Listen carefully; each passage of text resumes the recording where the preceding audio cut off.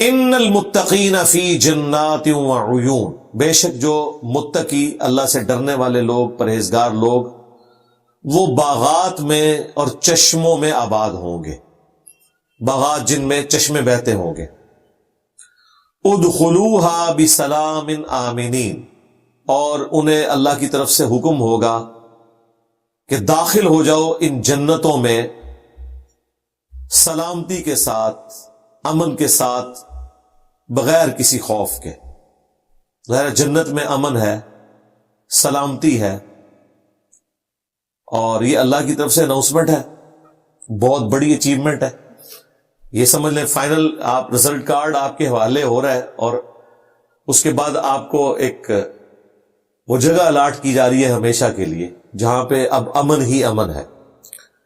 یہ آیت مبارکہ مسجد نبوی شریف کے دروازوں کے باہر بھی آپ نے دیکھی ہوگی لکھی ہوئی، یہی آیت کا حصہ ہے، ادخلوها بسلام آمنین۔ ظاہر ہے مسجد نبوی بھی ایک امن کی جگہ ہے، حرم ہے، بلکہ اعلی حضرت کا تو دماغ کسی اور طرف گیا، جنت میں آ کے نار میں جاتا نہیں کوئی۔ وہ کہتے ہیں کہ یہ جو ریاض الجنہ ہے نا، تو یہ تو جنت کا ٹکڑا ہے، اور میں ریاض الجنہ میں پہنچ چکا ہوں، تو اے اللہ تیرا یہ وعدہ ہے کہ جو جنت میں ایک دفعہ آ جائے نا، وہ پھر جہنم میں نہیں جائے گا۔ دیکھیں دماغ کدھر گیا ہے، یہ ویسے کوئی بات ہلکی نہیں ہے، یہ بڑے بندے ہی ایسی بات سوچ سکتے ہیں۔ اللہ تعالیٰ کو کسی کی کوئی بھی ادا پسند آ سکتی ہے۔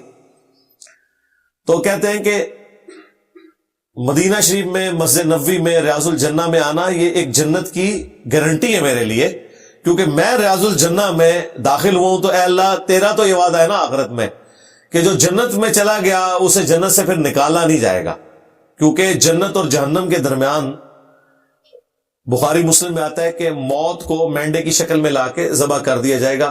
جنتیوں کے لیے خوشخبری ہوگی کہ بس امن کے ساتھ رہیں، اب ان کو موت نہیں آنی، اور جہنمیوں کے لیے اضافہ ہو جائے گا ان کے غم کے اندر کہ موت آتی تو شاید یہ عذاب ٹل جاتا، جو سورۃ الفرقان میں آئے کہ آج ایک نہیں ہزاروں موتیں مانگو، موت تو تمہیں نہیں آئے گی، کیونکہ وہ جہنمی خواہش کریں گے کاش ہمیں موت آ جائے، جان چھوٹ جائے، لیکن جان نہیں چھوٹنے والی۔ تو وہ کہتے ہیں کہ جنت میں آ کے نار میں تو کوئی نہیں جاتا، تو اس میں امپلائڈ ہے کہ ہم اللہ سے امید کرتے ہیں کہ ہم ریاض الجنہ میں آئے تو اب ہمیں جہنم میں داخل نہیں کیا جائے گا۔ اللہ کرے یہ دعا قبول ہو، اور اسی طریقے سے ہی ہو جائے ان لوگوں کے لیے بھی جو لوگ ریاض الجنہ میں جاتے ہیں۔ بہرحال دماغ گیا ان کا، ظاہر ہے اس پلانٹ ارتھ کا حصہ نہیں ہے ریاض الجنہ، وہ جنت کے ٹکڑوں میں سے ایک ٹکڑا ہے۔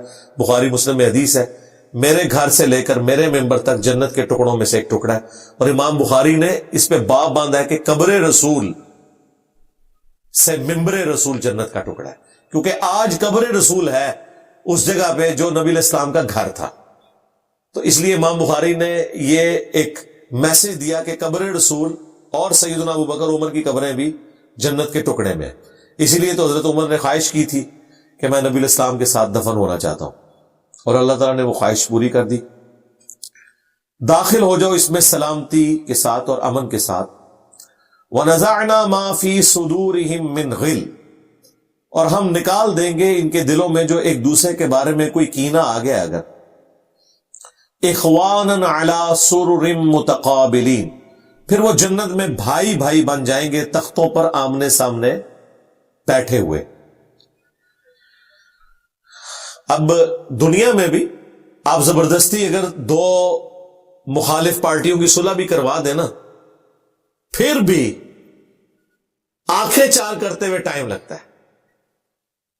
اب دنیا میں ظاہر ہے کہ جن لوگوں کی اہل ایمان کی آپس میں کوئی رنجش تھی اور وہ نہیں نکل سکی، انسان خود تو اپنے دل سے نہیں نکال سکتا، اللہ ہی نکال سکتا ہے، تو اللہ تعالیٰ بارہ دنیا میں اگر اہل ایمان تھے اور آپس میں کوئی ان کی ایسی رنجش تھی، دونوں جنت میں پہنچ گئے۔ اب جنت میں تو غم نہیں ہے، تو جنت میں داخل کرنے سے پہلے ہی ہم زبردستی ان کے دل سے کینہ نکال دیں گے۔ جنت میں جا کے انہیں یاد بھی نہیں ہوگا کہ ہماری دنیا میں کوئی اس طرح کی چیز تھی، یعنی یہ کیفیت تو اللہ ہی طاری کر سکتا ہے نا، کہ ہمیشہ کے لیے آپ کی دماغ سے اس چیز کو نکال دیں۔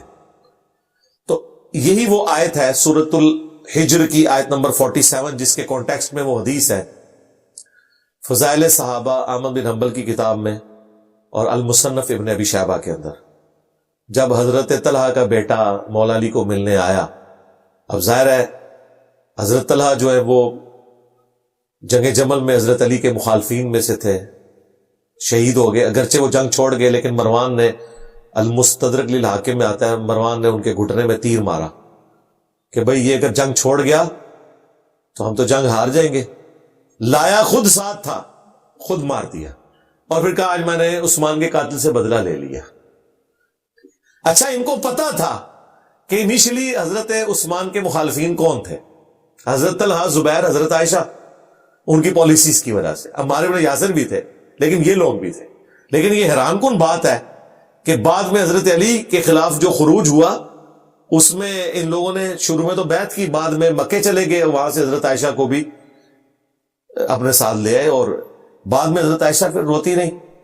ہو پہ جو کتے بھونکے، وہ تفصیلی حدیث مسند احمد میں موجود ہے. بہرحال مولا علی نے جب حضرت طلحہ کے بیٹے کو دیکھا تو دل جوئی فرمائی اس کی اور کہا میں اللہ سے امید کرتا ہوں کہ یہ سورہ الحجر کی جو آیت ہے وَنَزَعْنَا مَا فِي صُدُورِهِم مِّن غِلٍّ، یہ میرے عثمان بن عفان، طلحہ اور زبیر کے بارے میں ہے کہ اگر ہمارے دل میں ایک دوسرے کے بارے میں کوئی ایسی بات آ گئی ہے اللہ تعالیٰ ہمارے دلوں سے اس کو نکال دے گا اور قیامت والے دن ہم آمنے سامنے ہوں گے. یہ اس بات کا ثبوت ہے کہ حضرت علی رضی اللہ تعالیٰ عنہ حضرت طلحہ اور زبیر کو جنتی مانتے تھے. یہ تو حضرت طلحہ کے بارے میں، ان کا جب بیٹا آیا تو یہاں تو حضرت طلحہ، زبیر، حضرت عثمان تینوں کا ذکر کیا. حضرت زبیر کے بارے میں تو الگ سے وہ حاکم کے اندر حدیث موجود ہے کہ جب ابن جرموز نے آ کے بتایا کہ میں نے قتل کر دیا تو مولا علی نے کہا کہ صفیہ کے بیٹے کے قاتل کو جہنم کی بشارت دے دو، کیونکہ میں نے حضور سے سنا تھا کہ ہر نبی کا کوئی حواری ہوتا ہے اور میرا حواری زبیر ہے. تو اور وہ کٹا ہوا سر لے کے آیا تھا، مولا علی اس سے ملے بھی نہیں، اسے دروازے سے ہی واپس کر دیا اور وہ پھر بعد میں خارجیوں میں شامل ہو گیا کیونکہ حضرت علی نے تو اسے حکم نہیں دیا تھا. تو یہ آیت مبارکہ حضرت علی نے فٹ کی حضرت عثمان، طلحہ اور زبیر کے اوپر، یہ بتانے کے لیے کہ اگرچہ ہماری آپس میں ناچاکیاں رہیں اور ظاہر مرتے دم تک رہیں، حضرت طلحہ زبیر جنگ تو چھوڑ گئے تھے لیکن اس سے زیادہ کرنے کی ضرورت تھی کہ وہ حضرت علی کے ہاتھ مضبوط کرتے. صرف جنگ چھوڑنا کافی نہیں تھا، جب امام حق کو پہچان لیا تھا تو پھر امام حق کا ساتھ دینا چاہیے تھا. اس وجہ سے شیعہ جو ہے وہ ابھی تک اس معاملے میں ان کے بارے میں سخت رویہ اڈاپٹ کرتے ہیں. ہم کہتے ہیں آپ کی 50% بات درست ہے، امام وقت کا ساتھ دینا چاہیے تھا. لیکن دوسری طرف دیکھو، دونوں کو شہادت سے گزرنا پڑا اور شہادت سے بڑی کوئی تکلیف نہیں ہو سکتی جو انسان کی غلطیوں کا کفارہ بنے، تو یقیناً بن گئی. پلس مولا علی نے جب کہہ دیا کہ قیامت والے دن اللہ تعالیٰ یہ ریزالو کر دے گا اور غل ہمارے دلوں سے ایک دوسرے کے بارے میں نکال دے گا، تو اب اس کے بعد کوئی گنجائش نہیں رہتی. ہمارے استاد ڈاکٹر اسرار صاحب جب انہی آیات کے اوپر پہنچے تو انہوں نے زبردستی حضرت معاویہ کا نام بھی اس میں شامل کر دیا، اس لیے کہ انہیں احادیث کے معاملے میں وہ کہتے تھے میں امی ہوں. بعض لوگ ان کی طرف سے وکالت کرتے ہیں کہ وہ انہوں نے اجتہاداً ذکر کیا ہے. یہاں تو اجتہاد کی گنجائش ہی نہیں ہے. اس کی وجہ یہ ہے اجتہاد تو وہاں ہوتا ہے نا جہاں پہ آپ کو سپورٹو کوئی صحابی کا قول حدیث نہ ملے. ہم تو امید کرتے ہیں کہ تمام کلمہ گو اہل قبلہ انشاءاللہ جنت میں جائیں گے الٹیمیٹلی ایک نہ ایک دن. لیکن یہ زبردستی فضیلت اس چکر میں ڈالنا، کیونکہ مولا علی نے امیر شام کے بارے میں ان کا رویہ سخت رہا ہمیشہ، کیونکہ وہ اپنے معاملات میں ہمیشہ دوسری طرف کھڑے رہے. اسی لیے مصنف ابن ابی شیبہ میں آتا ہے کہ مولا علی نے ان پہ قنوت نازلہ پڑھی، اللہم علیک بمعاویہ وشاہی. حتیٰ کہ جب مقتولین صفین کے بارے میں پوچھا گیا، مصنف ابن ابی شیبہ میں آتا ہے، تو انہوں نے کہا میں اللہ سے امید کرتا ہوں کہ جو صفین میں میرے خلاف آئے وہ بھی انشاءاللہ جنت میں چلے جائیں گے. پھر قیامت کے دن مقدمہ اللہ کی بارگاہ میں میرے اور معاویہ کے درمیان طے پائے گا. تو میرا خیال ہے قیامت کا انتظار کریں. البتہ جو ایک صحابیت والا ایک ریگارڈ دینا ہے کسی شخص کو نبی علیہ السلام کی نسبت کی وجہ سے، وہ بالکل دینا چاہیے۔